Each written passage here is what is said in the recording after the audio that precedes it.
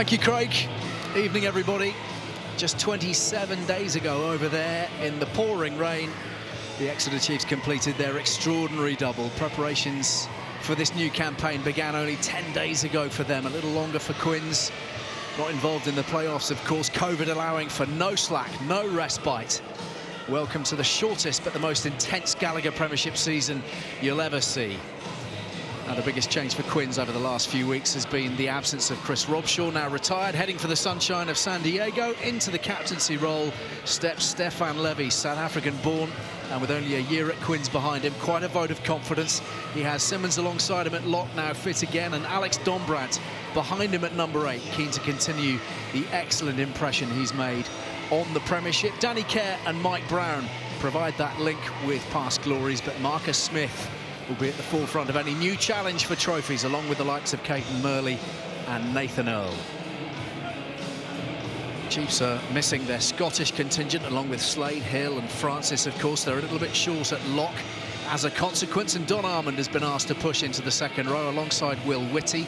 And the shoulder surgery undergone by Jacques Vermeulen provides Janus Kirsten with a handful of more opportunities in the back row alongside Ewers and Sam Simmons. Joe Simmons, overlooked by Eddie Jones, continues to lead the double winners at the age of just 23. No Jack Knoll with toe trouble, but there is another meaningful sight of Facundo Cordero at fullback, a try-on debut last season. Chiefs fans hopeful he has the same kind of footwork and elusive skills as his brother Santi. Well, for me, there's an obvious battle that stands out in the forward pack, and that's the two number 8s. Two of the best in the Premiership last year. Game-changing moments either side of the ball, but who's got that extra carry and offload or that extra try-saving tackle in them tonight? It's a matchup I can't wait to see. Yeah, that's a massive matchup, Ben. I think when you look at both sets of back rows, all about dominance on that gain line. But my matchup in the back line of the two number 10s of only a short pre-season, it's all but more essential that Marcus Smith and Joe Simmons get some control tonight. A lot of quality on the field tonight, even if perhaps the benches don't quite contain the sort of firepower that we might normally see from each of these teams at the start of a new campaign. Here's Jack Yendall leading the Chiefs again for a record 57th time in the Premiership.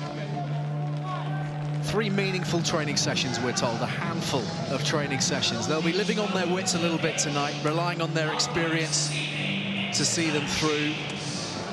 Little time comparatively to reflect on their awesome achievements of last season, but I'll tell you what, talking to some of the players this week, Ben, their motivation is really clear. They want to taste the same kind of success again, but this time with their friends and family alongside them to enjoy it all at the finish line. That's huge, and I really don't think this stage of the season will be the problem for it. It's right at the end of the season, or even at Christmas, when they look at the number of games they've got post-Christmas.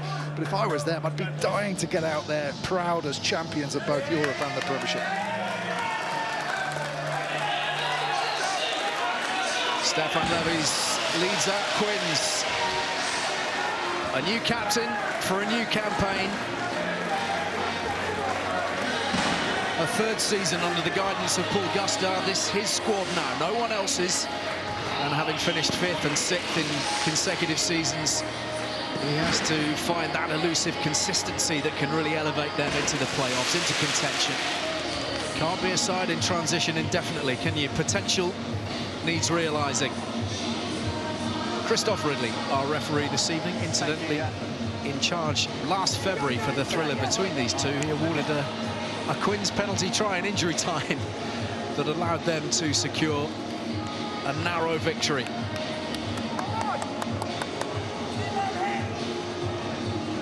Big goals, big targets, big intentions, all across the pitch. 30 seconds, yeah, 30 seconds. Lads, make sure we start behind, please. So the start of our 7-month odyssey that'll lead us back across the A316 at the end of June. We have barely drawn breath from the last campaign, but we are buckling up for a new one here at the Stoop tonight. Harlequins against Exeter.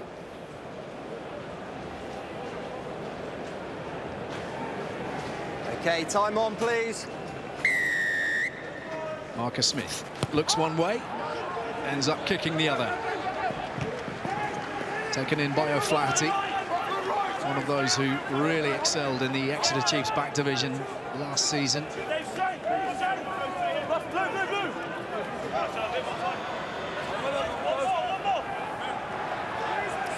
Outside, outside. Brand new campaign, same old Caterpillar. Maunder to the air. Chasing in hard here was Nathan Earl. It's gone forwards, and there'll be the first scrum of the night awarded to the reigning champions, the Exeter Chiefs. It's a good chase from O'Flaherty. Gets up well. Pressure coming in, just dislodges the ball from his hands, comes off Earl's chest. Maybe a bit of hand in there as well.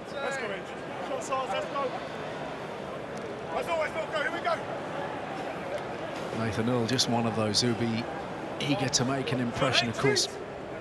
Coming back strong from nasty knee injury, did his ACL here against Northampton some 18 months or so ago.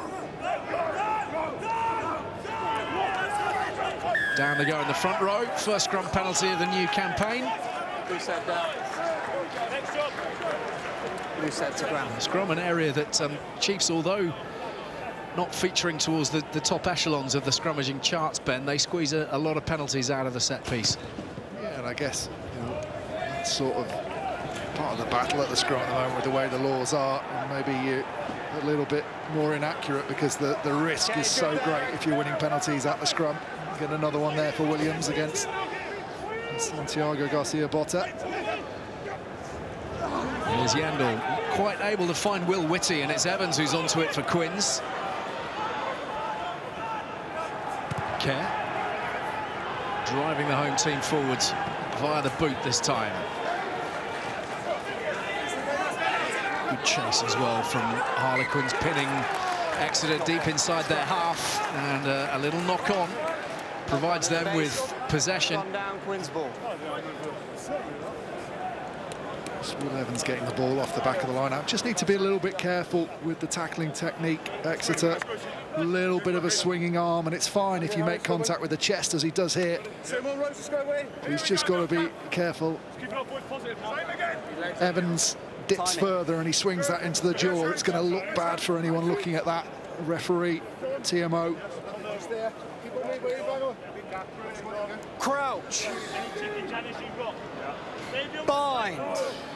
Will Evans looking to nail down that number 7 shirt in the absence of Chris Robshaw. Another of those who's really profited from those little tweaks, those adjustments to the law interpretations, Hold your own weight, please. allowing him to go to work on the floor. Match it.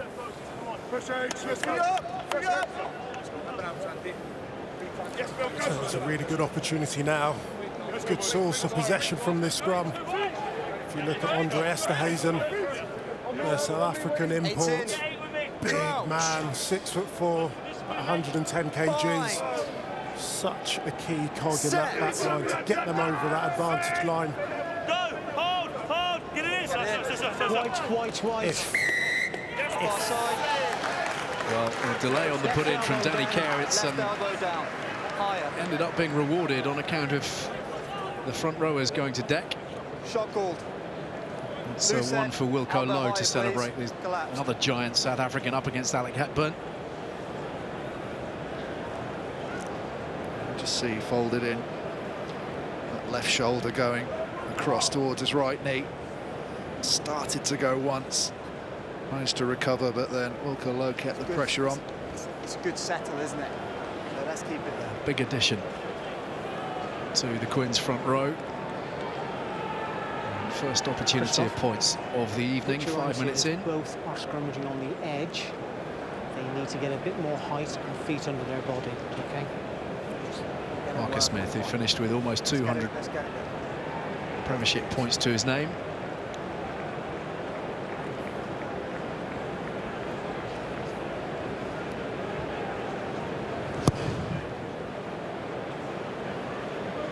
Just sliding on by, not too much in it. Opportunity lost, and the score remains 0-0. Just make sure they start behind, please. Give it a bit. Just key for Quins now to stay down in this area of the field. get another shot at getting back onto the scoreboard, not give away this field position easily. Joe Simmons then, youngest ever Premiership and European champion as captain, taken up by Don Brandt here. Smith, Esterhazen flattened in the tackle. Total commitment from Armand, and it's threaded through really nicely, pinning the Chiefs inside the 22. Yeah, it's really nice game management and control. It's a good collision here, and Esterhazen, just as he loses footing, slow ball off the back of that, and Danny Kerr just with his left peg, just drilling that ball into Exeter Chiefs as 22. Lost their first line out. Time to put a bit of pressure on Jack Yendall again.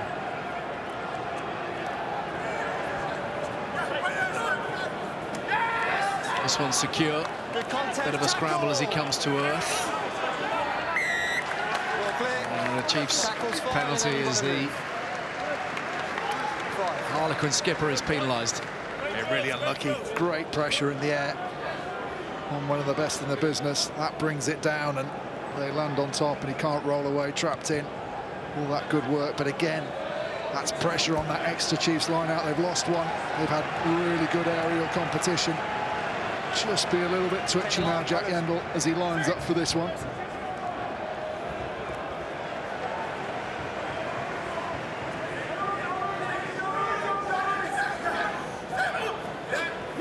Big leap again from Levy's, very disruptive. Wilco Lowe follows up with the tackle.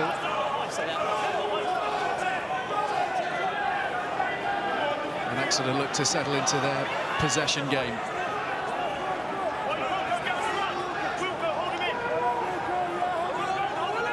Okay, 9, look to use now, please. Don't pull anyone over. Thank you. Woodburn sets off in hot pursuit. In comes Brown. So secure. Kerr to Smith. Not a huge amount on. Little dart from Smith to evade the grasp of Simmons. What a kick. Somehow kept in field, though, and Cordero showing some wicked footwork. Oh, wow. And power as well. He's finding a way through all these Harlequin shirts somehow. A full 40, 50 metres upfield, and Chiefs warming to their theme. Whitty driven to the ground. What a burst from Cordero. This is Witten. Woodburn on an outside up. Very good tackle made by Caden Murley. Here's Ewers.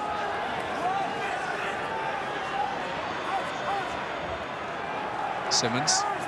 Witten. Devoto for Cordero and O'Flaherty. Armand, inside ball was nice. Whitty to Kirsten. Off the deck. Simmons surrounded. Witten again. Woodburn sends it wide for Simmons. Yendall on the outside. Another strong bit of defensive work from Murley, but Chiefs pouring forwards. Ewers, oh, so nearly so good to Kirsten. And Harlequins able to regroup. Smith via the boot, he's sliced that. Here's Sam Simmons with the run-up. Through the gate line, brought down by Evans. O'Flaherty. The pressure coming on from Northmore. Williams being ushered towards that touchline. It was a very patient defensive set from Harlequins. Exeter Chiefs are pulling them east to coast, slowing the ball down, not giving a single penalty away, and that's what's so important when you're defending against Exeter, because you know their ability to keep the ball for minutes on end. Yeah, there'll be some lungs which are feeling it right now. You suspect a long passage as Maunda sends it up again. Brown safely underneath it.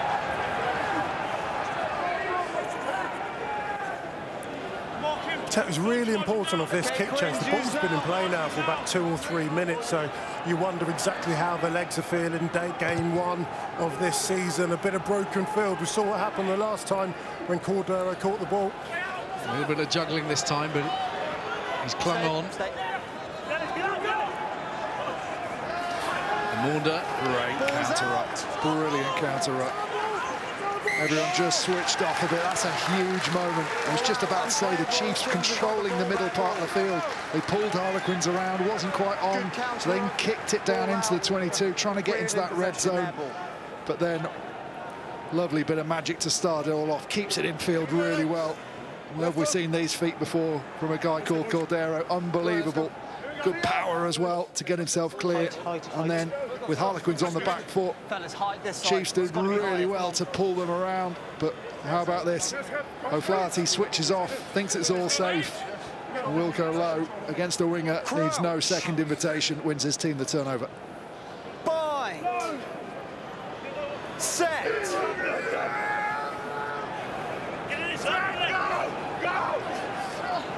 Care gathers in a hurry. Smith offsets Murley. Cordero across.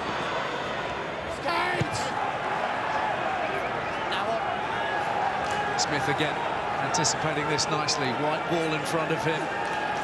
Fine tackle made by the Argentinian.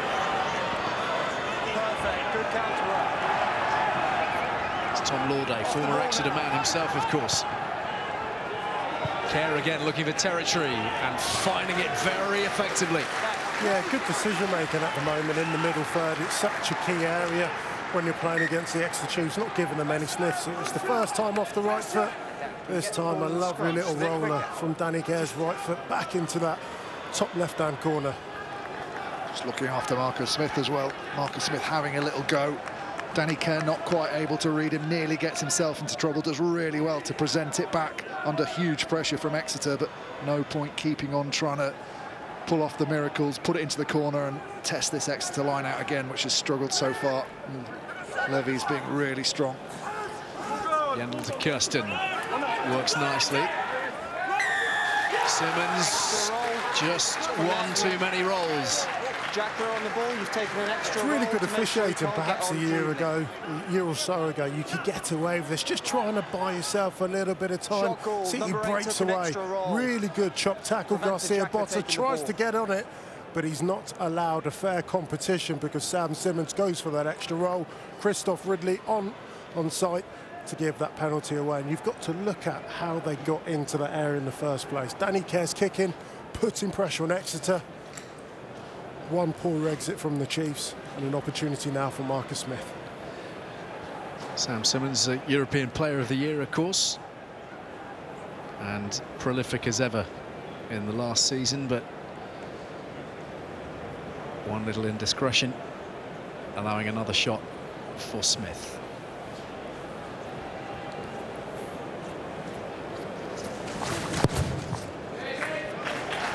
First points of the new season, notched by the Harlequins, 10.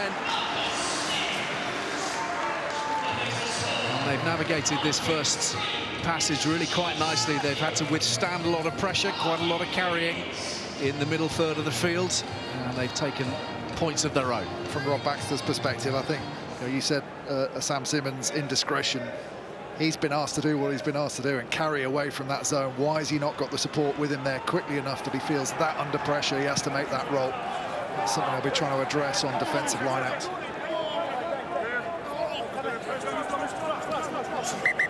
Hang on, lads, hang on. I think he's pretty seriously injured. It's going to be a Quinn scrum to restart the game. Danny Care's got a big, broad grin on his face, so I'm not sure how serious this is, but... Time off, yes, please, Bob. Christoph Ridley eager to make sure all the necessary space and time is given.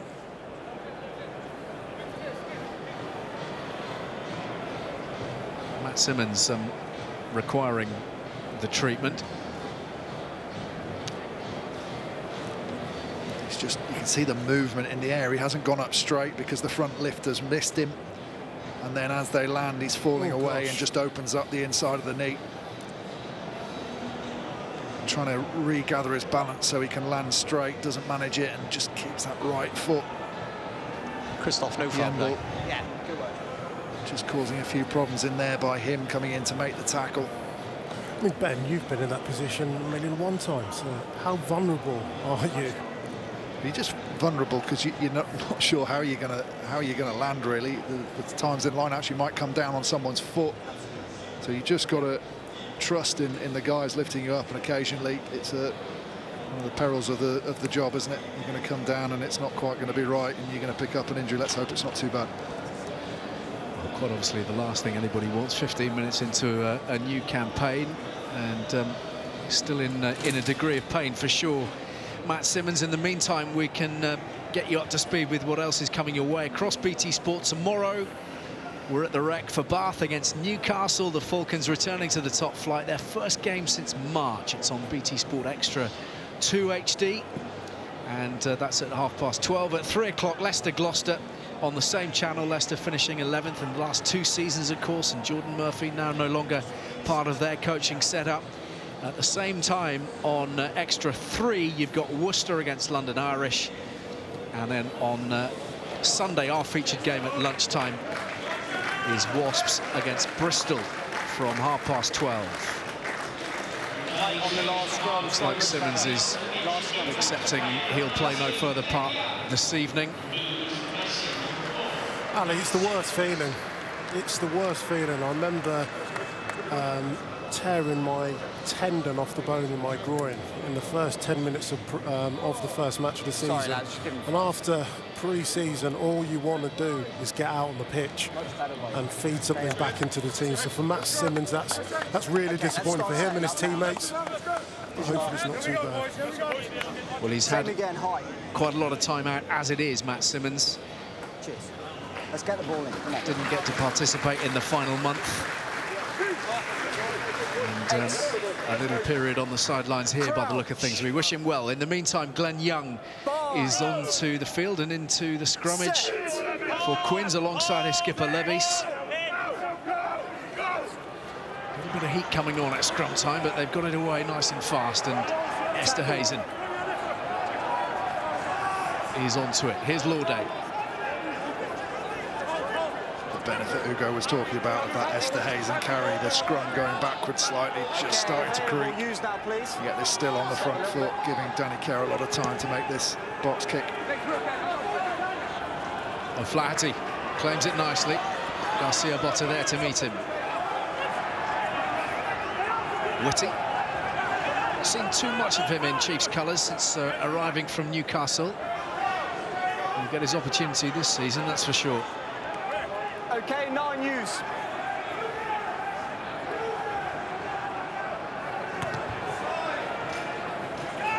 A lot of height from Maunder. Forwards from Brown.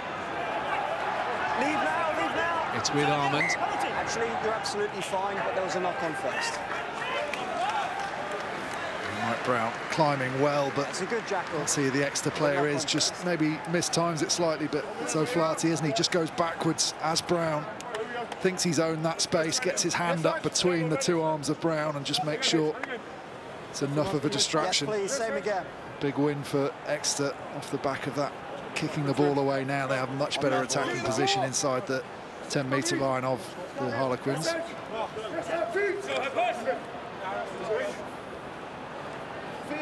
Crouch. Bind. Set.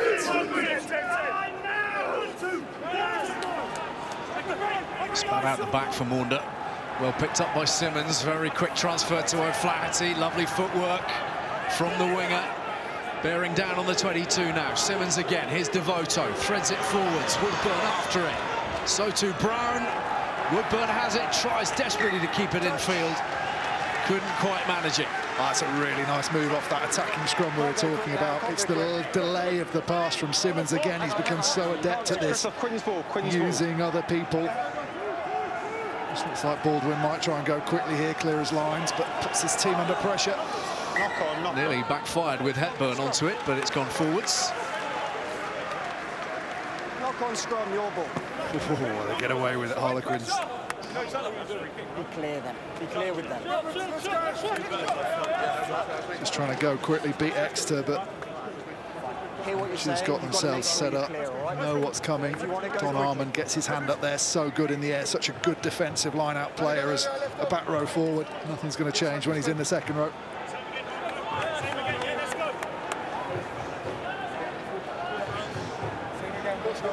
Armand packing down in the second row for the first time since October 2014, a full 6 years ago. Obviously, the absence of Johnny Hill and Johnny Gray on international duty has forced the Chiefs' hand a little bit. Early shove here from the Chiefs. Hold off, too much left. And maybe the front row desperate to make up for Alec Hepburn's little error at the front of that line-out. Just trying to put pressure. Easy let off now. And Smith clears the line.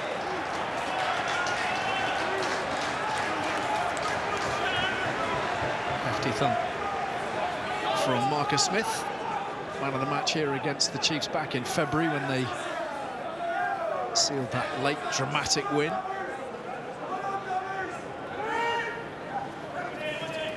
Yendall to Whitty. Nice ball for Maunder, and Devoto. Quite worked out with Ian Whitten pouring forwards. Who's in front for you, Jeff? Devoto's pass, not quite. Just a knock on, I'm just checking very quickly. Just want to have a little look, the referee, to check whether someone was in front here.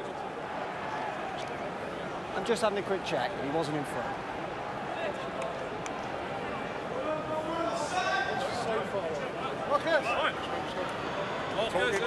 Jeff, did that show him in front? One more little look. I've got no comms to Lizzie TMO in at the front, moment. I'm just looking and at then the he screen. regathers it. Has he run past him? I think he was in control of the ball. He's flat, because he's onside. It's a knock-on. He's in line with him. It's too tight. Sorry about the timing. Knock-on decision. Ian Whitten, who extended his contract back in July. Very much the Mr. Reliable of this Exeter back division. Said it time and again, haven't we? Very rare that Rob Baxter takes the field without Whitten. Either on the wing, in the centres. Super versatile. Not just his versatility, it's his durability. He's available every single week. Quins. He's kept. Smith. Ball was away Onwards when now he to called that 15-metre channel in Northmoor.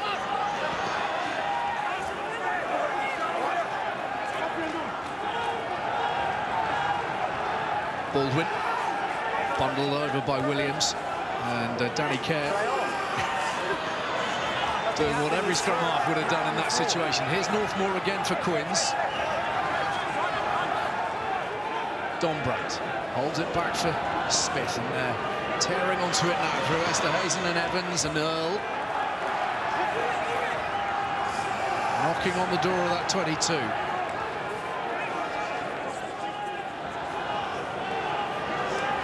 Dombrand again, given no room to breathe. Levis. Key shot on Dombrand, who are just starting to get some momentum in this move. Harlequins, now they get it back. Esterhazen has bulldozed through O'Flaherty, and Nathan Earl's run out of space, but I think statement made. Yeah, absolutely. It's a really good carry here from Esterhazen. It's good to see him getting a couple of touches. Tries to release Nathan Earl, runs out of room, but their controlling of the ball both sides of the pitch, especially in that middle third, has been much improved from last season. I'll treat you both the same. Let's have a word with Nick Evans, the attack coach with Quins, of course. Nick, the opening 20, your assessment, a bright enough start. Would have liked a few more points on the board given the way it's unfolded, I'm guessing.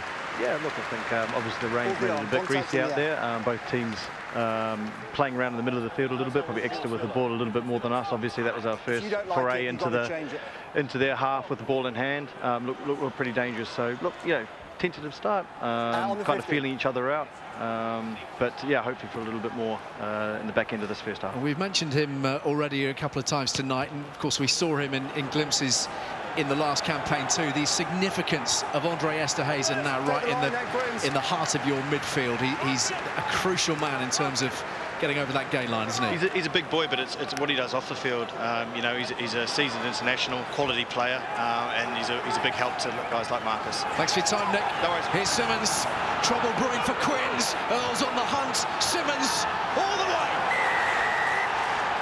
Starting this season just as he finished the last. Sam Simmons with the opening try of this campaign. And it's a stunner as well. Exeter at their best. Joe Simmons again providing that late pass. We've seen him do it once already, but a little bit of movement, a decoy runner tight, play out the back, and then off the shoulder, Sam Simmons, and what pace he's got and power to get himself over the line. Cuts a brilliant line as he goes through the gap, and then it's all about the swerve and creating the space for him to accelerate past a not so slouchy Earl. Fair. Yeah, they've got a match-up. Absolutely stunning score. We saw a glimpse of it just earlier on with that first break. And it is Joe Simmons' ability to pull defenders onto him, get them to jump out of the defensive line and then exploit that with a late pass, put someone else through the hole that he's created. Oh, the pair of them together, absolutely devastating.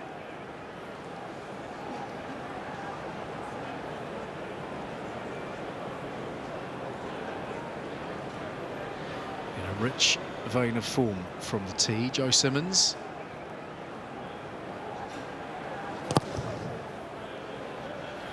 That's 34 in a row from the boots of the Exeter number 10. And the Simmons brothers taking the Chiefs into the lead by 7 points to 3. You can see Harlequins almost stand still. They race up with their line speed, but because they've got that ability to delay, they almost have to put the brakes on and go, what are you going to do? And then that late pass means there's no time for it to react. They've lost all their momentum. They're not moving. They've got to restart. By that time, it's too late. But they give themselves a good attacking platform now. Yeah, it would be really disappointed for Harlequins. First face try, Sam Simmons. I mean, it's not just the lines of running and the bust. How about the footwork and the pace? European player this season, 3 weeks off, a few beers. He's hit the ground running, hasn't he? This is magnificent. Shifts the ball into that left. I mean, that's Nathan Earl, a winger, who's chasing back and struggling to get to him. And the nonchalant celebration. Crouch. Russell Crowe-esque, are you not entertained? Oh, my word, we are. That's brilliant. Set.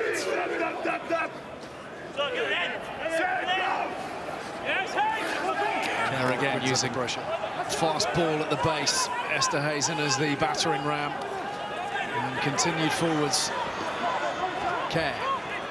Dombrandt. Quins want a quick response here. Kerr. Smith. Change of plan. Nice line cut through the middle.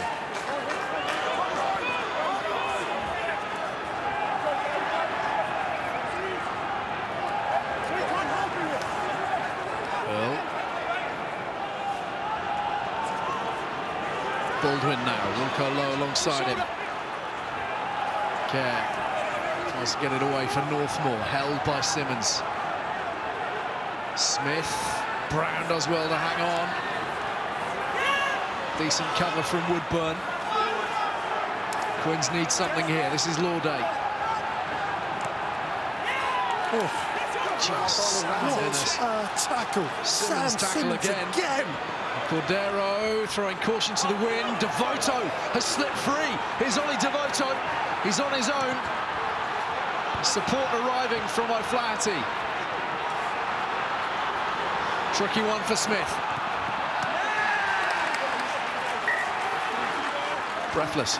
Left with absolutely no options. I mean, that's remarkable. Look at this. Sam Simmons scoring a try. Timing perfect on Garcia Botta, which creates the turnover. To Exeter think about kicking, do they heck? Let's play. If it's on, let's play to the space. And Ollie Devoto off his left foot with the step and then putting Marcus Smith into no man's land, left with no option because of that intensity and that chase. It's been a brilliant 90 seconds for the Chiefs. I mean, and if we look at the try in itself, it's absolutely brilliant. I think people will focus on Esterhazen, but it's one channel out, is Luke Northmore. It's really good position at the moment. Marcus Smith and Esterhazen focusing in, but Luke Northmore, he doesn't adjust to the pitches in front of him. He holds his channel, which creates that little bit of space. There's one thing taking the space, is then showing your pace, and that's exactly what Sam Simmons does. Brilliant try, well executed, fantastic finish. Just got to glimpse as Harlequins came back. They had some good pressure, but just a threat. Here's the try again. All you're wanting to do is trying to isolate one player who doesn't quite react like everyone else. Smith and Esterhazen hit him. They did the right thing. Northmore just adjusted just a fraction too late, but by that time, Simmons had accelerated through the gap, and it was good night.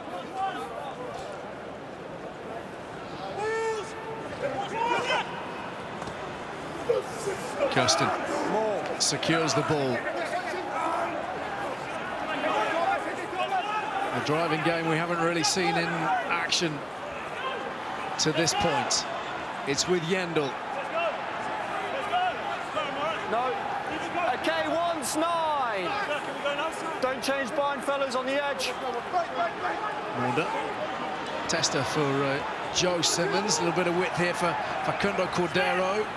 Again, Murley does well. That went forwards from Devoto. Yeah, bad decision making there from Cordero. Good stretch Harlequins from left to right. Lovely space just to go into. And all he's got to do is keep hold of possession. Exeter Chiefs in the 22 is based upon multi-phases, not speculative offloads like that. Sometimes you just want to keep hold of the ball and hand the baton over to the forwards. Such a tempting one to give that offload, but as someone's coming in, it's so difficult to adjust. If you're thinking, you're actually looking at what you're going to clear out in front of you, you're not really looking at the guy on the floor. Very, very difficult to change your hand position and scoop it up. But is that something that we do in the Northern Hemisphere more than the Southern Hemisphere? It's we run to rucks. It's expectation, expecting to ruck rather than receive an offload, which is potentially part of the problem. Bind. Set.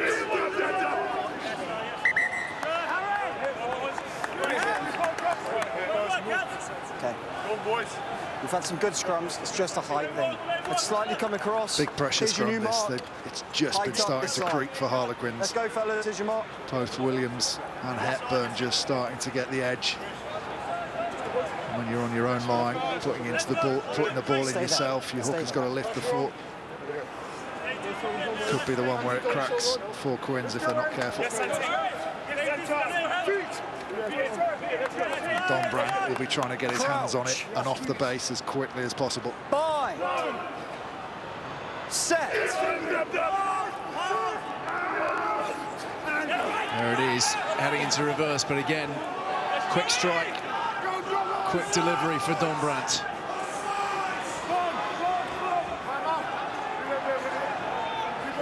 Okay, lost now, Exeter, lost now. Out you get, 5, out you get. Use Quins.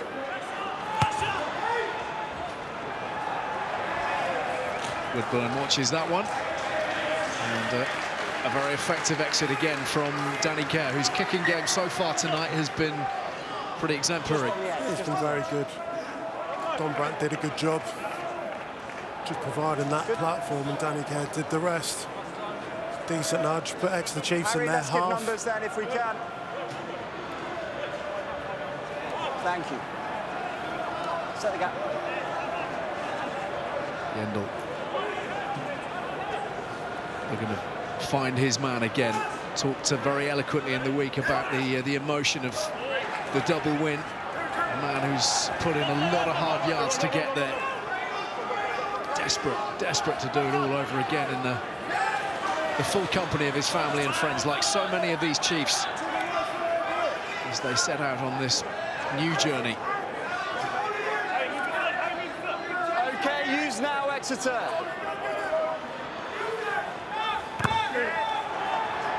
Woodburn at full tilt. Murley takes it really well. Play on, no effect. Yeah, quietly, very impressive game, Caden Murley, so far tonight. Here's Don Brandt. Runs into Whitty. Let go, fellas, let go, let go. Thanks, something to get. Use Quins.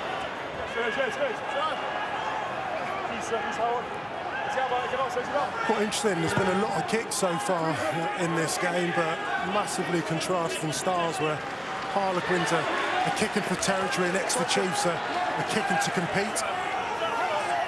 Once again, an excellent chase from Murley, putting Cordero under a whole pile of pressure. Here's Ewers.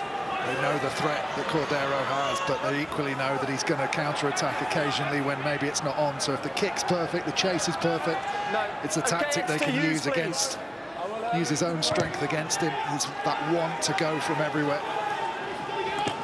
Brown, enough disruption from Woodburn. But Brown on mopping up duty as well. OK, 5 lost now. Fellas, let go. See, the tempting thing is that you get bored and at some point you pull the trigger to counter-attack and you do it at the wrong time. It's Cordero again, who's held this time by Laudet. And we're back where we started. Simmons accelerating onto it again, even with a handful of yards in front of him. Danny Kerr looking to effect the turnover, told to move away by Christoph Ridley.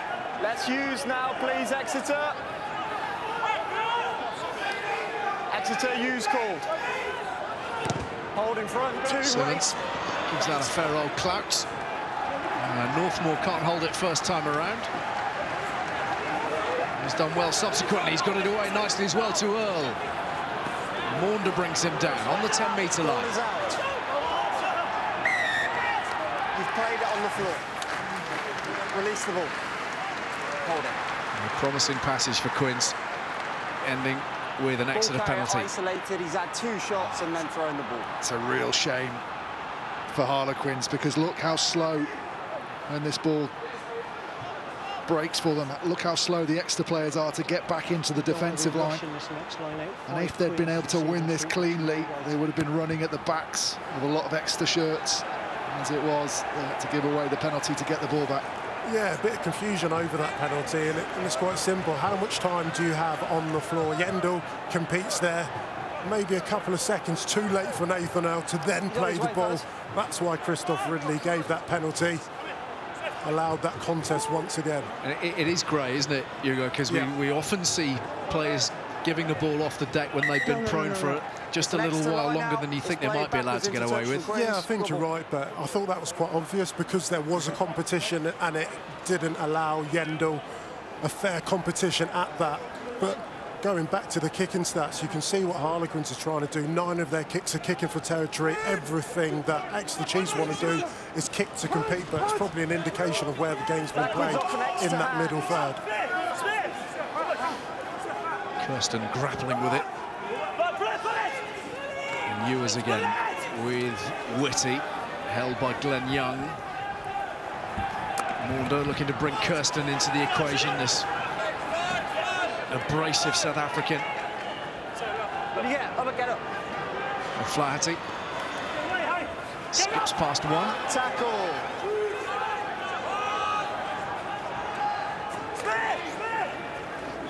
Clear release 6.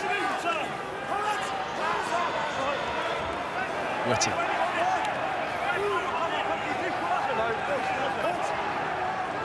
Simmons. There's a little dive himself. Maunder again. Not the delivery Sam Simmons was after. He's had to deal with Esterhazen. Witten puts it on a plate, but Exeter well back behind the gain line here. Ferocious defending from Harlequins. Yeah, they're getting off the line really well at the moment. And it's forcing errors. An error from Dave Ewers, as I think he'd like to thread that through. Here's the punch through from Dombrandt. All the back rowers are fancying it by the boot now. Release. Clear release. You've got to release him before you go back on the ball. More disappointment for Nathan Earl. Clear release just as they'd worked themselves into decent field position. It's just some settled time down in this area that Harlequins are craving, aren't they? Just there's a bit of danger in some of their attack, but they just need a sustained period of pressure time in the red zone. Just accused of not releasing clearly. Back on halfway, Whitty to Maunder. Devoto doing battle with Smith. There's Hepburn at high speed and given the treatment by Will Evans. Back goes Joe Simmons on a a different sort of mission. Back to the shorter side. Let go now. Kirsten driving through the gain line. Just looking for those defensive errors from Quins that will allow them to hear that blast on the Ridley whistle and pump it down inside the 22. Yeah, I think we'll see Exeter Chiefs perhaps go to the boot a little bit more so than what we're used to. We're seeing it now. Gone a few phases on this battlefield, in this middle third of the pitch. No one's really given much of an inch. Harlequins are actually defending very well. Taken in by Glenn Young. Not the distance that Maunder was after on the box kick. And the Harlequins have an option here. There were men who were in a little bit of space for Smith, but he's opted for the boot, and here's Woodburn.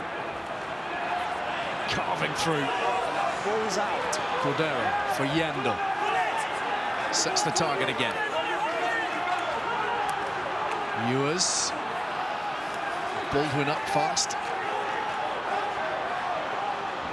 Simmons for Whitty.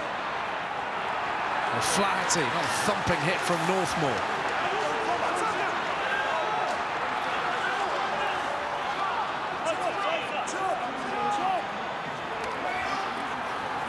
Chiefs at the moment getting no change out of this area of the field.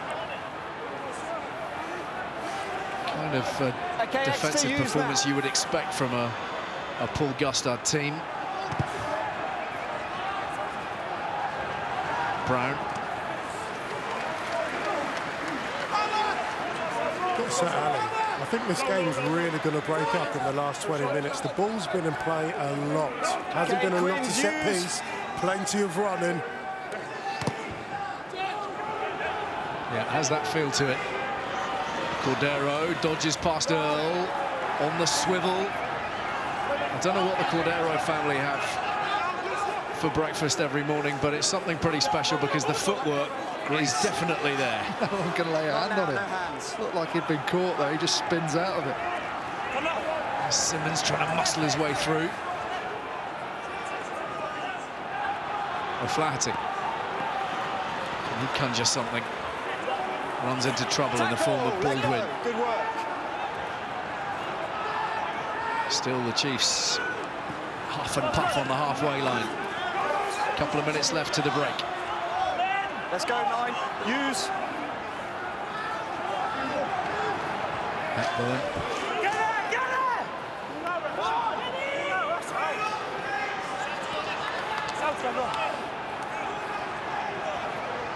All right, Exeter, use now.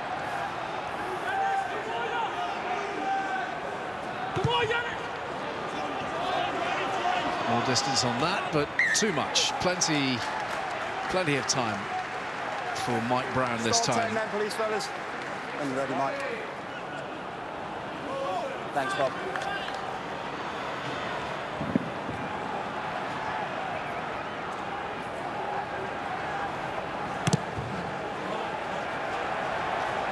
There it is, the Brown spiral. Turned 35, Mike Brown, in September.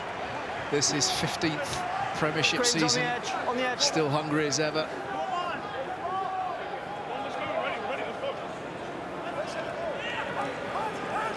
Chiefs going quick. Devoto, Simmons, O'Flaherty, caught by Northmore. Harlequins reading these plays nicely at the moment. Obviously with the one glaring lapse, which resulted in that stellar Simmons try.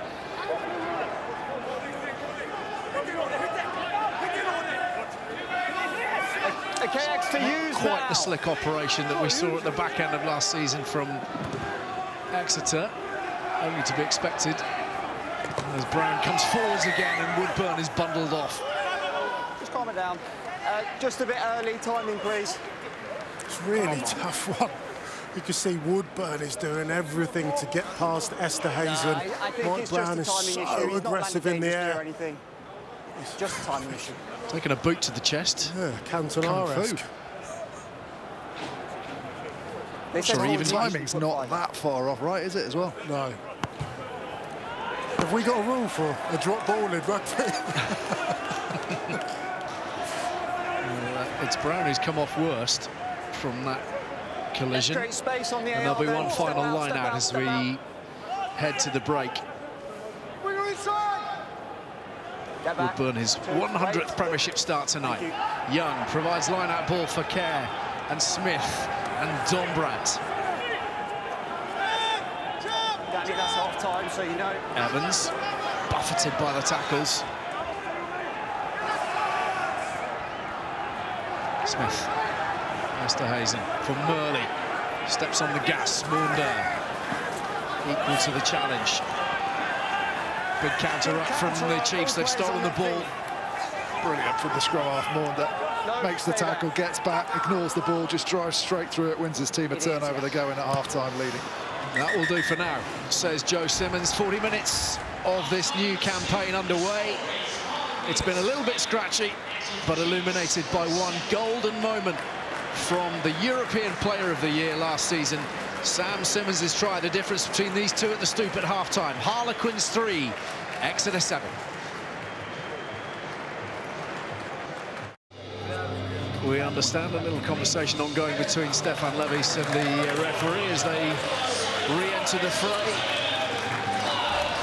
And Quins have put in a very creditable account of themselves in the opening 40 minutes or so. Total commitment, defensively very sound, but of course unable to withstand that blistering burst of pace from Sam Simmons, which is the difference between the two at this point. Just incredible burst of pace. Where you going, mate? So 4 points separating them. Actually had quite a lot of close margins between these two in recent times. Each of the last 4 meetings decided by 4 points or fewer. Thanks. Time on. Here's Joe Simmons.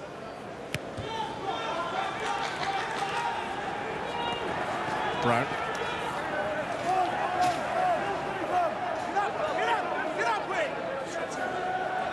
Hey, don't pin him, let go. Use now, Quins. It's not gone as far forward as he would have liked. Nathan Earls turned it into a good kick because it's Quinn's ball.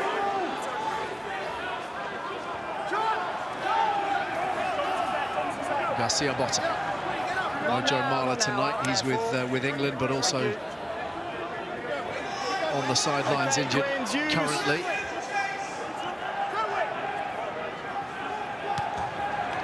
Second bite at the box kick from Kerr, taken by O'Flaherty.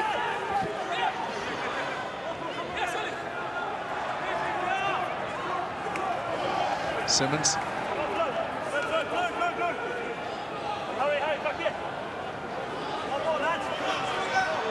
Okay, Exeter, use it now, please. Quite an attritional first 40, and it would appear we are starting in similar vein. This middle third has been a proper battleground. Brown looking to seek the open spaces. Lauday. Tackle. Don't play the 9, don't play the 9. Thanks, good work. Smith. Advantage knock on. Morley doing his best to disrupt things Northmore as well, but Woodburn has it. Thrown to the ground by Esterhuizen. No advantage coming, fellas. There's been a knock on. Let's go back. Yeah. 2 minutes of nothing, that really wasn't it? The brightest start, but as you said, that battle for field position so important as a Harlequins team. They know how important it is to keep Exeter out of their red zone. And Exeter not wanting to make too many mistakes in this area. It is, yeah. Stocky, durable player, just 21. As we were mentioning, one of those new breed of players in the Quins setup that Paul Gustard will be looking to. It's the consistency they need, isn't it, really? Just once, sorry, twice last season did they win back-to-back Premiership matches. That's the kind of inconsistency that really has plagued them. Under a little bit of pressure here, scrum time. Such a weapon Such a weapon, their set piece. They won more scrum penalties than anyone in the Gallagher Premiership last season in tight contests. Especially like today, where it is very attritional. To have it as an outlet, to release some pressure, to give you some territory, to feed into their super strength, becomes all that more important. Tight air collapse. Really strong from Hepburn, very flexible down in those low positions as well. Hurry up, Exeter. This didn't Taking their happen time first here, half, come on. Chiefs, and Christoph Ridley quite rightly having none of that. Incumbent upon the referee to make sure that everybody's moving at speed, at pace. Yandel was thrown over the top of Will Whitty. That slight mislift from behind. Just didn't quite get the height, which meant Yandel had probably put it in spot on top of the jump place. Okay, now use it, Quins.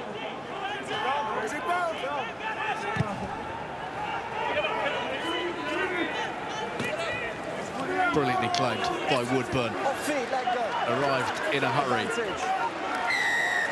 It's one of the clearest, most stupid penalties you could ever give away. It's so silly. You know, you've just been offered a get-out-of-jail-free card. Off feet, not releasing. A mislift on the line out, Danny Kerr, good contestable kick, and then you just give an opportunity or another opportunity to send that ball that much closer to the try line, right in front of the referee. In a tight game, that's not what you want. All on his own. Santiago Garcia-Bota, clear as daylight. So what can Chiefs make of this position? Simmons in the line out, here comes the rumble, here comes Ewers! Nobody stopping that. Absolute, outright, brutal physicality. And Dave Ewers has the Chiefs second. Well, when you're defending against the Chiefs, you know the power of their drive, so you have to really commit. Chiefs use this with a little whip round the front. They used the power of Harlequins coming through where the ball was taken. Just look at the power. They drive right through, but they all get lost past the ball and on the floor. And once they've got that shift drive and the momentum, they just run it over the line. It's Wilco Lowe that goes underneath, rolls underneath, and that's the gap that they exploit. It's a really, really good move, and potentially something they've picked up in analysis, worked on in training. Gone just a little shift, and then we run over the line, and it works perfectly. Run over the line, run over whoever's in front. Yeah, well, you often It's the Dave Ewers way. You often say they don't need a second invitation. Well, they were given one, weren't they? Silly penalty. Offer that opportunity. Exeter very grateful.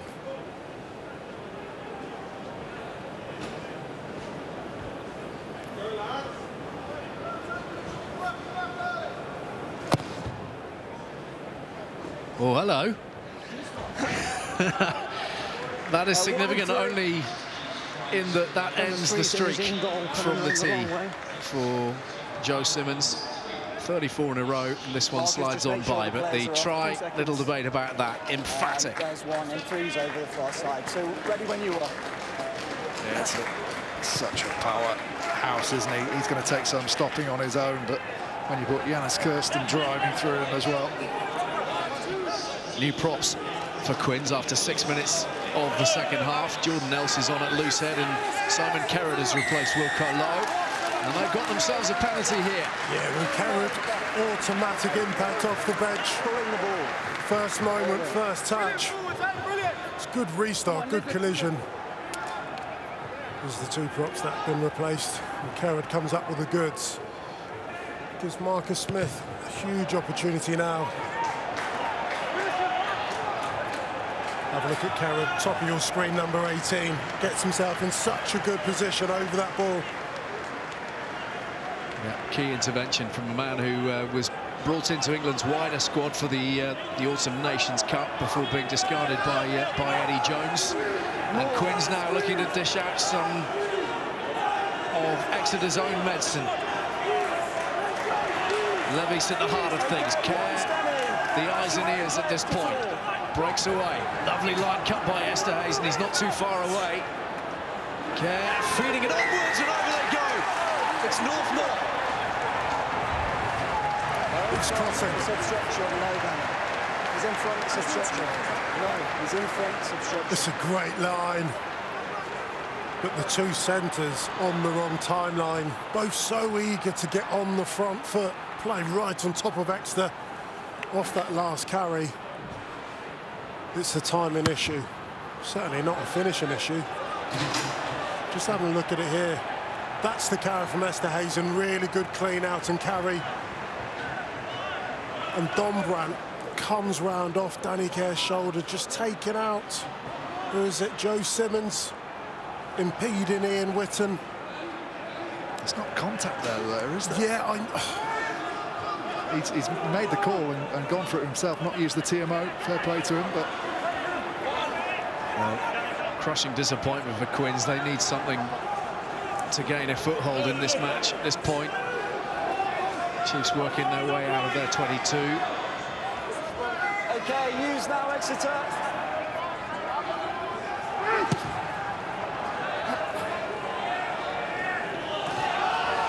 Earl claims it.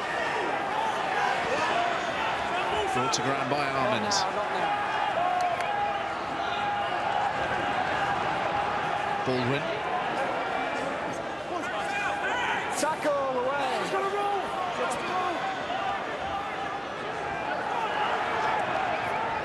Smith testing out Cordero again, and couldn't cling on to that. This is Northmore again with a knock-on advantage. No look pass from Care to Levis. It's your advantage for knock-on. Smith Advantage over. on the angle, controlled by O'Flaherty. Nathan Earl makes the tackle. He's not on the ball. He's not on the ball. Away now, Quins. Don't pin anyone, please.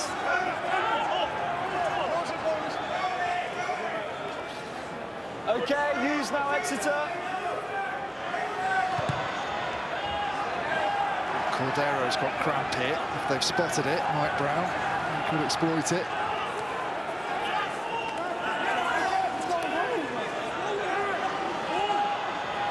It's Dombrandt. Nice little pick. Release. Take them beyond halfway. Smith again to the boot. Cordero, struggling as he is, comes in, couldn't hold it. Advantage knock-on. Picked up by Tackle Murley. now. Cordero still in trouble. Punched over the top, back goes Whitten. Flaherty safe enough in the in-goal area. Yeah, big let-off. Cordero really Give me a struggling, chance. I'll treat you both exactly unable the same. to I'll treat get you both over the to that same. ball. Marcus Smith puts up at the one. Subsequently, just rolling end over end too long. And they give Exeter time to take a breather and clear. It's the Minister of Funny Walks. It's not funny for him, of course, but not sure how much longer he's going to be able to remain on the field. Tom Hendrickson is warming up on the touchline for the Chiefs.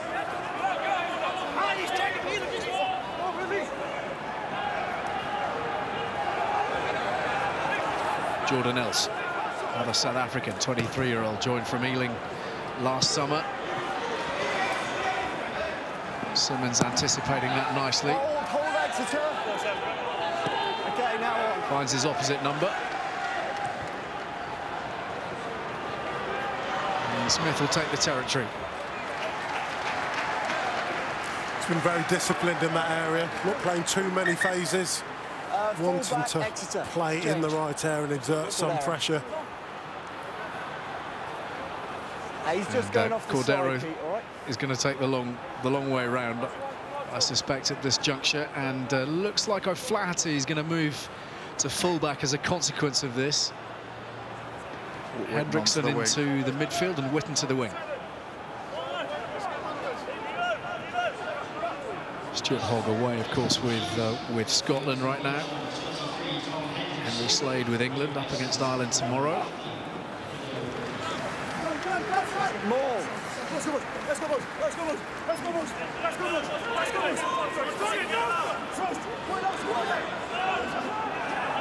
Slowly but surely, Yeah, Dominic, very difficult to stop that. The ball's trapped, though. But Simmons does really well to rip it away. Tackle! It's now a tackle! Morday has to break away. That's fine, ball lifted. Armands Off the ball, Quinn. protects it. Kirsten. Afforded few opportunities in the loose to this point, Yannis Kirsten.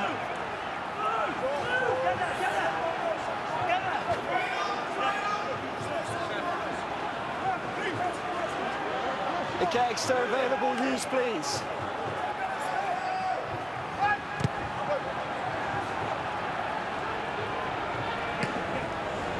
Murley. He's out Fox Woodburn. Arman makes the tackle.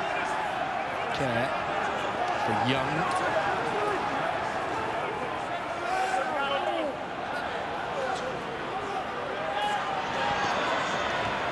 Smith, punch over the top, and tearing onto it is Dombrandt. Drops it on the foot. O'Flaherty back there. Care, really good follow-up. Very good chase. Woodburn's done well to get down on that ball. Just secure possession. It's so important now that Exeter Chiefs are economical and clinical. Evans has stolen that. No, hands. This player here. Release, hands in the ruck. The ruck had already been called. Keep an eye out for it.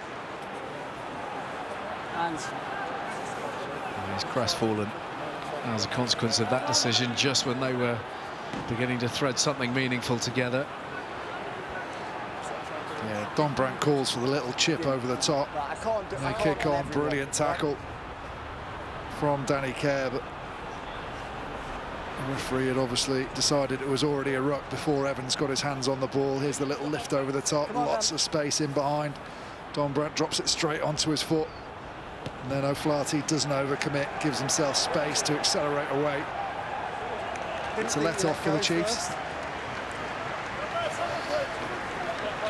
Line's yours, fellas.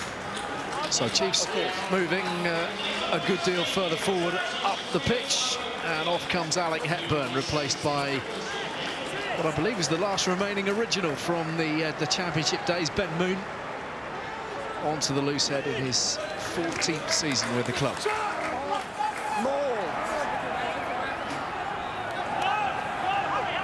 Bit of change made to the Quinn's wing as well. Nathan Earl is off. Tyrone Green is on to make his Premiership debut.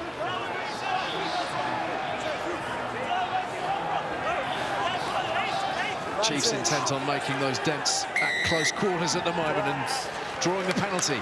Yeah, that's real pressure that's starting to tell. Dombrandt coming in from the side. Desperate to stop it.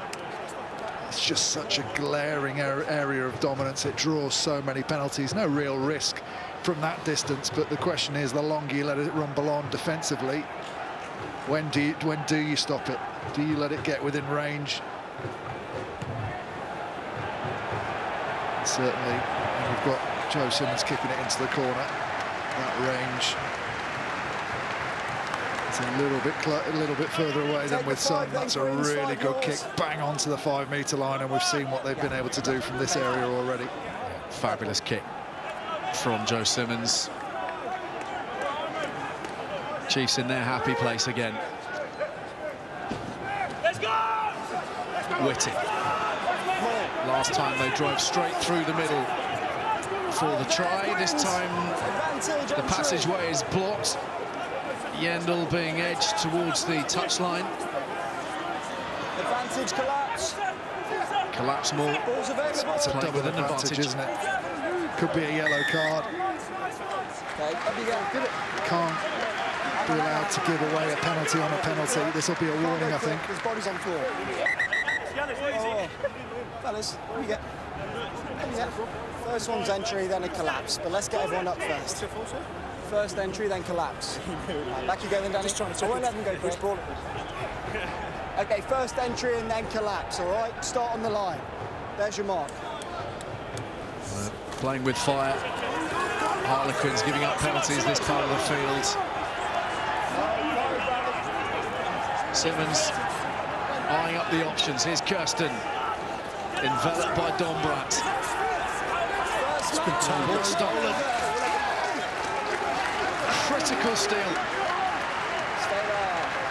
It's not there. Okay, Quins, use. I think it's Will Evans. Tackle now, release. Evans is specialist area, of course, but how pivotal might that prove? You've got to start inside. Look at. Trailing by 9, staring down the barrel of a third try, and they've effected a very fine exit. And the pick and go off the back of the tap penalty, and Evans just gets in there, lifts the ball.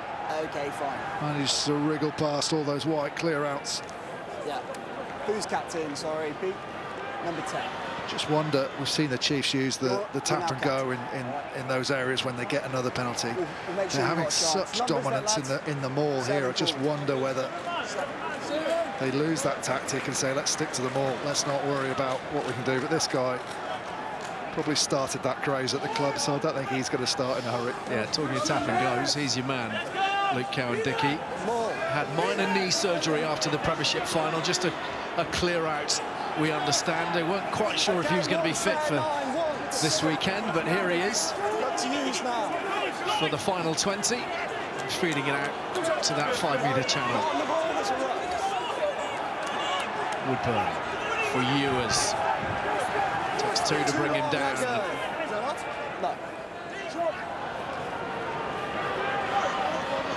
Woodburn again.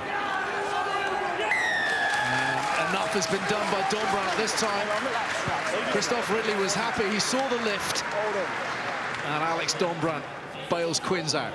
Yeah, big intervention from Dombrandt. It's really good tackle choice and identification of Woodburn coming out. Just allowed Dombrandt that opportunity to see a little bit of daylight. Get on the ball. This is the carry here. Good tackle. Dombrandt assists that tackle, shows a clear release and survives that clear out. And wins his team a really big penalty.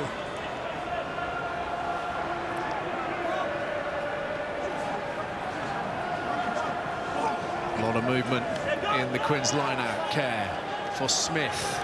Esterhazen, nowhere to go.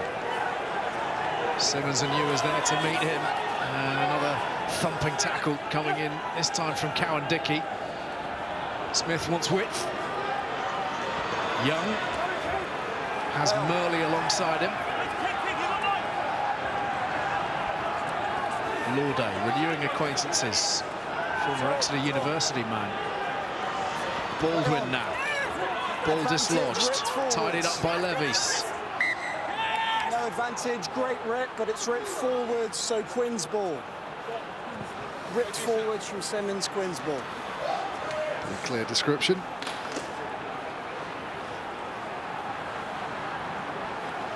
It's his hand on, but as he rolls away towards Harlequins' goal line, just ball pops out his way. Good decision. Okay, time off, fellas, time off, time off.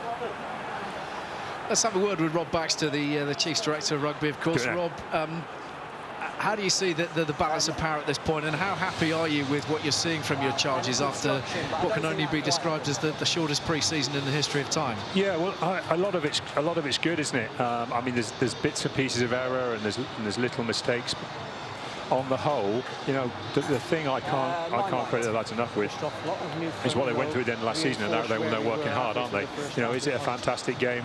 No. Is it relatively difficult, greasy conditions, and it's a restart game? Yes, but we've got our foundations there, aren't they? We're prepared to work hard, and we're prepared to make our tackles. We're prepared to work hard around the set piece. You know, they're foundation things, and your foundations give you an opportunity to win a game. There's a big quarter of the game left now, and you know it's been okay this half so far, but you know it doesn't feel like the game's done by any means, does it? No, and you mentioned in the week that you felt your team probably would be just living on their wits a little bit, given the lack of preparation time, given the unique situation that everybody's in? Is that the way it feels to you today? A little bit. I mean, it feels very much like when you look at the amount of kicking that's going on, that it's a follow-on from the Wasps game, isn't it? Which it kind of had to be a little bit, in all fairness. But I think that's okay. That's okay as long as we can see it through. Obviously, we had some 5-metre pressure there that we would have wanted to do better at. And I thought that was probably one of the indicators of us being a little bit off our A game, because we didn't look particularly well organised in what we did there, and perhaps a better decision would have been gone to more, because we were starting to gain ascendancy there. So it's just one of those little things that would have obviously made us feel a little bit more comfortable. And now it's going to be, it's a game, isn't it? The game's fully on, isn't it? Thanks, Rob. Thanks. It's costing them more because there are less entries into the red zone. I think there've been 6 for both sides to get into the red zone. By the end of the game, our stats guy Ross telling me that there should be 26 on average between these two sides. So very little opportunity. You've got to convert them when you're there. Pace and impetus injected by Danny Kerr with a quick tap. Chiefs flooding the zone defensively as Quins look to work their way forwards. A little bit more urgency from Harlequins, but again the tackling is strong and the white wall holds. Here's Smith to Witten. Hold, lads, hold. Look how far Marcus Smith has tracked back, knowing full well what was going to be coming. Okay, bro. O'Flaherty looks to straighten. Big tackle from Esterhuizen. And the penalty. Holding on. He's carried the ball from there to there. He has to be holding. It's one of those tough ones for O'Flaherty there. Referee explaining he didn't leave the ball where he got carried, but Don Brandt using his strength misses the ball, but he just grabs hold of the torso of O'Flaherty and drags him back with him. Just watch, big carry, latches on, misses the ball, but holds on to the body, and then as he's driven away, referee's saying you've just got to leave the ball there. We're just making a change, right? Who do you want off? Yeah. Being dragged a good 2 or 3 metres by Quins number 8. Just making a change. Who's coming on? off? The change this time at tight head prop. Marcus Street coming on for Harry Williams. Making a change. 3 white, and who else do we need? And it's looking like Harlequins as well, or bringing on Archie White. And number 6 for Quins. Replacing Tom Lauday. He's gone. Okay. And a reminder as well that we've got a new scrum half for Exeter in Stu Townsend, who's replaced Jack Maunder. Here's Baldwin picking out his captain. Kerr for Esterhuizen at full tilt. Standing up well under pressure was Simmons on the tackle. He's on his feet. The ball is in Exeter hands. Townsend, Ewers. Taken low by White.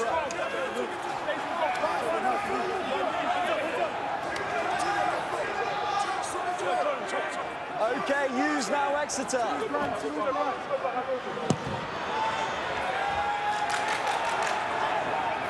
Brown, Smith, Murley, well back inside their half as Devoto upends his man. Kerrod. On now. Smith again, plenty of numbers. Brown straightens, runs into a wall. All backwards.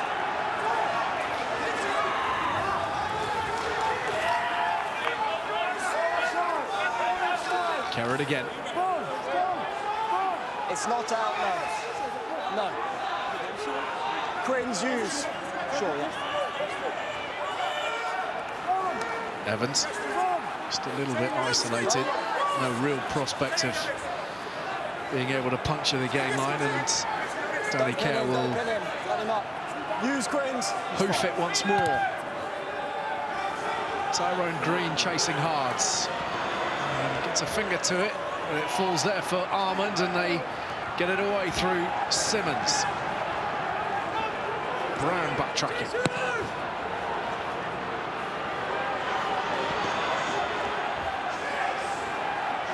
Simmons. O'Flaherty. Now then, opportunities. Whitten. Simmons outside him first. Slips past the on-rushing defence. Simmons now has it. And Quins are on the scramble. Exeter penalty. Pressure penalty on Danny Kerr. Knew his team were really struggling. Thought it was on there for a minute. He's saying the ball was out, but you've got to actually lift it. The scrum half just touching the ball is not enough. He's got to lift it off the floor. Great play from Whitten. Just the show and go, but could have given it. Initially probably didn't realise he was going to get tap tackle. Lovely recovery. Yeah, it's a great tap tackle from Scott Baldwin. That looked like a 2-on-1. Sam Simmons across with Marcus Smith coming across. But I guess the net result is a positive one for the Chiefs. If they did that to you, hammer back to that 5-metre line. I think we know what's coming.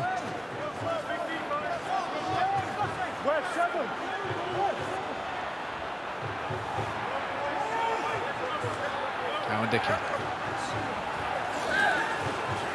It's not gone to plan. It's gone to Smith, and now Northmore.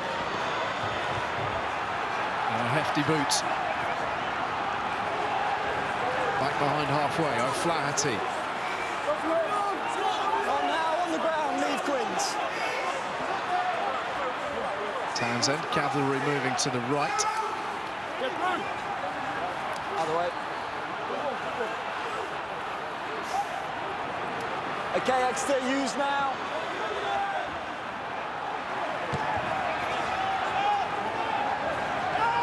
Brown calls for the mark, knew exactly where he was.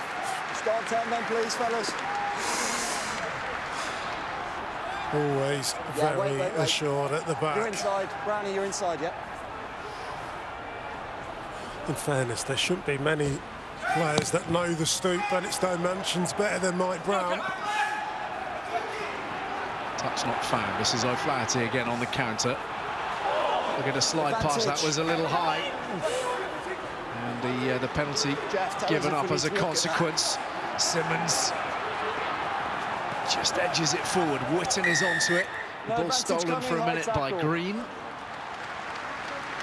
And they'll come back for the high tackle by Stefan Levis. Just a high tackle.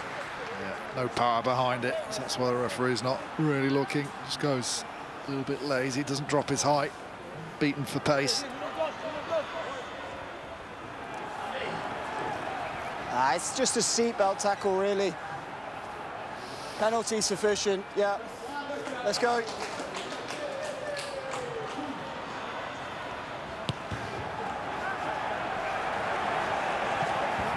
So now Exeter have another bite at it. Haven't been entirely clinical in this area. A couple of opportunities have gone begging, a couple of line-outs gone awry.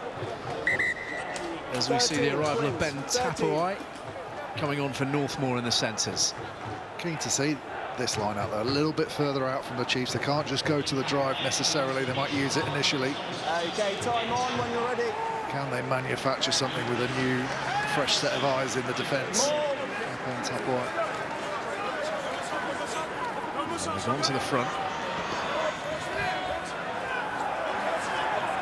It's there with Cowan-Dickey. 1 there, 9, once. Stay there, stay bound. Townsend.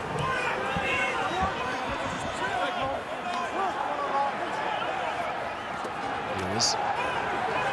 Almond. No hands on the ball. Hendrickson. Saw some lively performances from him after the initial lockdown on rugby's resumption. This is Ewers again. Well marshalled by Evans. No way through for the time being for Exeter. Cowan-Dickey making some inroads. Quick ball.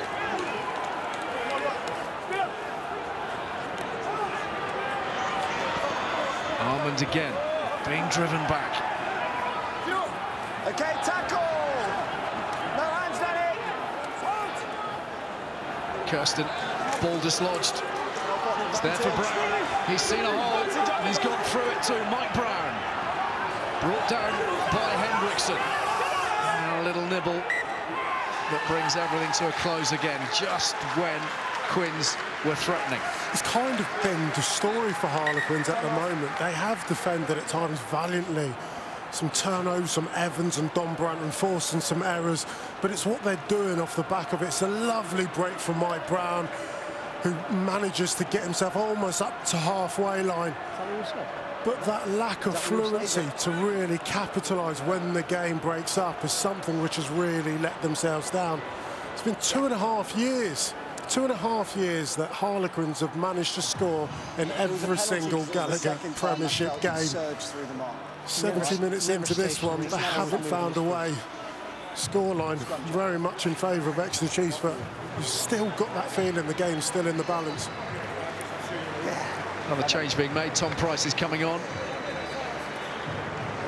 Made his Premiership debut back in September, and Will Whitty is making way for him. Don't forget, tomorrow, lots more rugby coming your way. Bath Newcastle from 12:30, our lunchtime offering, as the Newcastle Falcons return to top flight rugby. And at 3 o'clock on the same channel, BT Sport Extra 2 HD, Leicester against Gloucester. And simultaneously on Extra 3, Worcester against London Irish. Our featured game on Sunday lunchtime, Wasps against Bristol from 12:30. Two sides, of course, that featured in the playoffs at the end of last season, keen to get their campaigns off to a decent start. Talking to Rob Baxter about that this week, and he was just mentioning just how much breathing space it gives you if you can get off the line quick. If you can manage to sustain it for any length of time, you do buy yourself some breathing space at the back end of the season.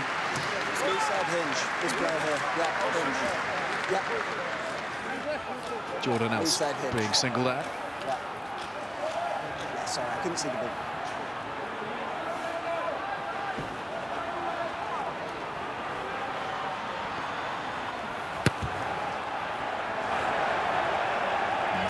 What a kick, just going for the pressure.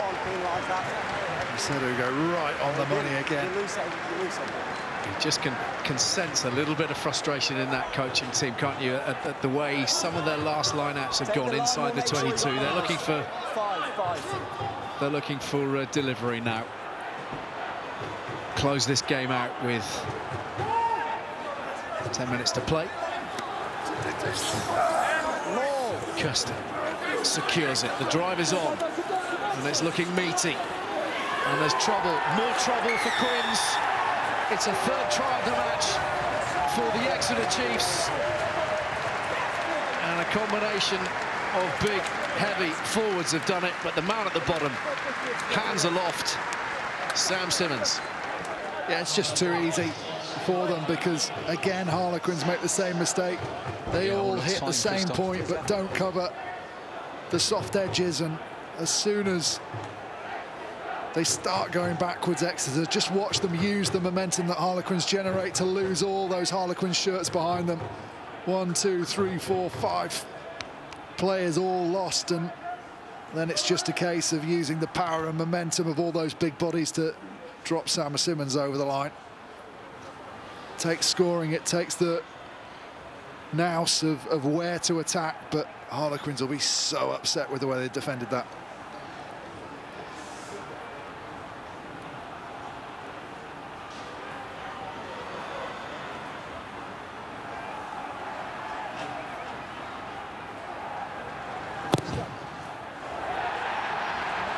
Solid from the skipper. And the Chiefs move 19 points to 3 in front. They've got some 8 minutes or so to secure the bonus point try. Has he come off yet? The biggest danger in that was probably going to be having spun around. Where was the ball? Who had it? Could he be protected over the line and not allow a Harlequins player with a last-ditch tackle to get on the ball and get underneath it? Prolific. Just got some confusion over who's coming off. Exeter number 8 continues his extraordinary try scoring as we see the end for Ollie Devoto.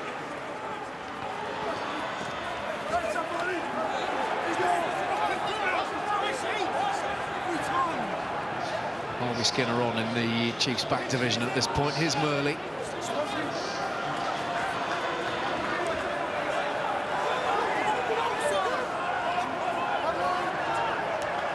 Smith. Tapuai. Thought about the long missed pass, eventually feeds Brown.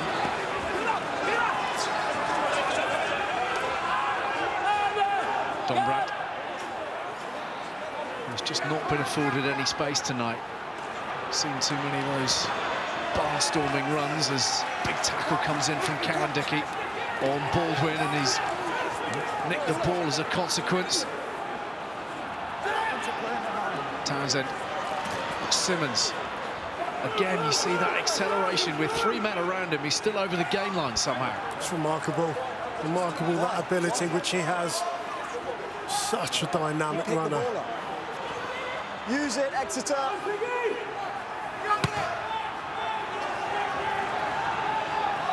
Tyrone Green, and he's got Mike Brown there in support, and it was necessary as well. Here's Skinner. Had his Premiership debut back in August, of fly half by trade. Well clear. Another no problem with you. This penalty from the breakdown. No rolling away. You're absolutely fine. It's been pretty consistent. Referee at the breakdown, hasn't he? He's been refereed really accurately, I think. There, nothing wrong with the Jackler getting in on the ball, but Tackler had prevented the clear out. Joe Simmons has done it again. Not quite as close to that 5-metre line as before, but not too far away. The Baxter fingers drum on the desk. He knows this is perhaps the time to strike for that bonus. This would be massive. 5. What, 3 training sessions? Not played that well. If you can get away with a bonus point, unbelievable. Quite sure what that tells us about Harlequins at this point. We'll discuss that in a minute. 19, don't change. Good slow setup, no panic. Now they'll just try and probe the edges. Harlequins have got to disrupt it. Now it's broken away. Powering forwards. It's that man again. Sam Simmons, ignored by Eddie Jones, treasured by Rob Baxter. That's the bonus point for the Chiefs. Well, he's embarrassed a couple of wingers tonight. The big celebration. It's got disrupted. They've done their job, but nothing Tyrone Green can do to stop the power of Sam Simmons. And as soon as he realises there's no one in front, really, he just accelerates. Yeah, broke off, all looks good. Too high, doesn't get underneath him, and he's just able to use that hip drive to get himself through and over the line. Got to give the assist to Luke Cowan-Dickey, latching on, driving him to that try line, but he looks hungry, doesn't he? The reference point, obviously the toot-toot in reference to Thomas Waldrom, the man who he surpassed tonight in terms of Premiership try scoring. It's an extraordinary run. Definitely.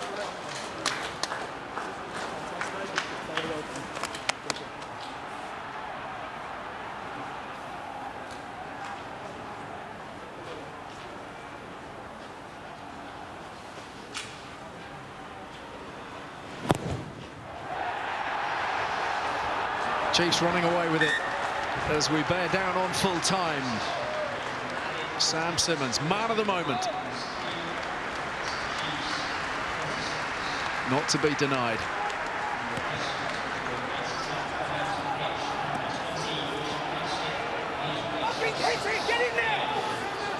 Richard Capstick on for Dave Ewers in the back row for the Chiefs.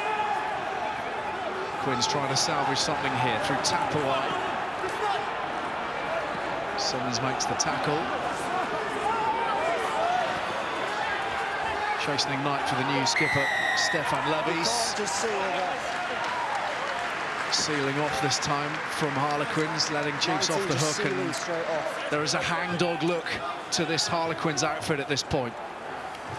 It's tough, isn't it? You come into a new season, you build yourself up, and then when you get disappointed like this, it's really hard to take. Well, you just wonder what will be going through the mind of Paul Gustard, who's had all that time, that extra time, and I do say that advisedly. It's not a lot of time, but it's a lot longer than Exeter, Hugo, and I think that's the important point to make here. He's had a little bit of time to prepare, get get his ducks in a row. This is his squad.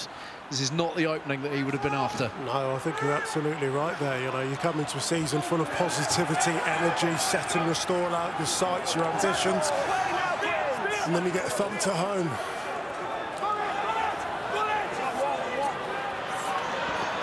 Townsend fishing for it. Driven up by Marcus Street. Don Brandt trying to hold him up in the choke tackle. Now Chiefs flood to the short side. Townsend's waited too long. On the bounce to Hendrickson. Full of running. Townsend. Kirsten. Not now. Opportunities. Wide they go. O'Flaherty. 3 metres short. Woodburn eyes it up. Got to change the point of attack. Keep Quins guessing. Cowan-Dickey drives. And is within sight. Did he try and reach out? There it is. Number 5 to compound Harlequins' misery.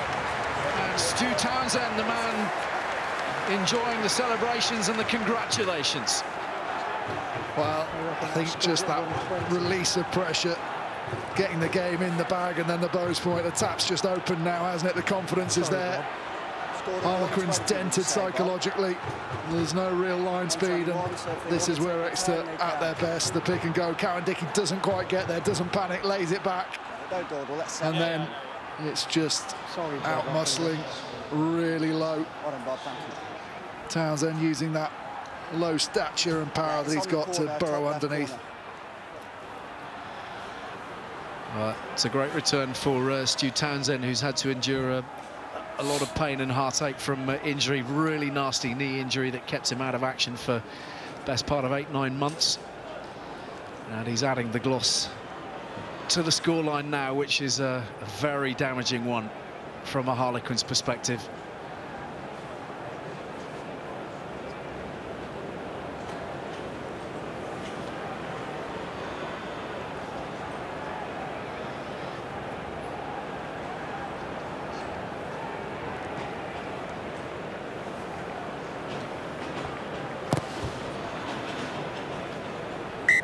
The last rites delivered by Joe Simmons, and a thumping victory away from home for the double champions. Rob Baxter's men, perhaps not at their absolute best this evening, but they didn't have to be. They've scored 5 tries. Sam Simmons has scored his 3rd Premiership hat-trick, and they've left Quins with an awful lot to ponder on the opening night of the Gallagher Premiership. Full time at the Stoop. Harlequins 3.